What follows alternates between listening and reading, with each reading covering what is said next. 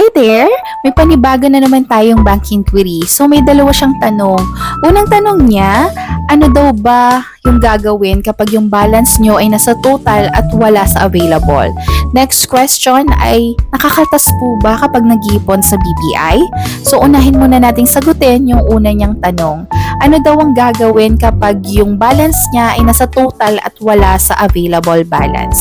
So may dalawa kasi tayong klaseng balanse. Usually nakikita natin ito kapag nag-i-inquire tayo using our ATM machine. Anong pagkakaiba ni total and available? Si total balance, ito yung outstanding balance ng account mo, yung kabuuan.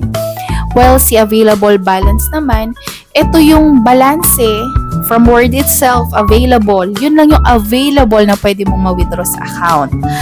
Nakadepende po kasi ito sa scenario. For example, kapag tayo ay nag-deposit ng cheque doon sa ating mga savings account. For example, ang savings account mo ay kay BPI. And then, yung na-receive mong cheque ay other bank, let's say BDO. Kapag tayo ay nag-deposit ng other bank or BDO check doon sa ating account is subject for clearing pa po ito. Ang clearing natin is 1 day. So, kapag kalagpas cut-off naman, usually 2 days. So, kapag ka nag-deposit tayo ng check, syempre dadaan pa nga siya ng clearing.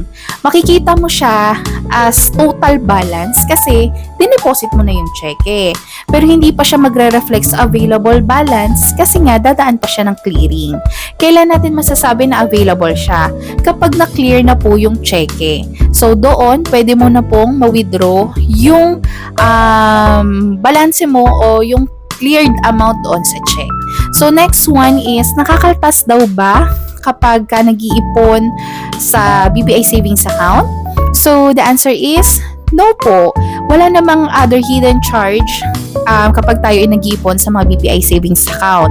Katulad ng sinabi ko before, kapag tayo ay nag-ipon doon sa ating mga BPI savings account, make sure natin na alam natin kung magkano po yung maintaining balance. Kasi once na hindi po natin na-maintain yung maintaining balance ng ating mga account, average daily balance every month, ay na-charge po tayo ng service charge as falling below dahil hindi natin po na-maintain yung maintaining balance ng ating mga account. So, I hope na nasagot ko yung question mo. So, for more bank inquiries, I feel free to comment down below and itatry natin sagutin yan.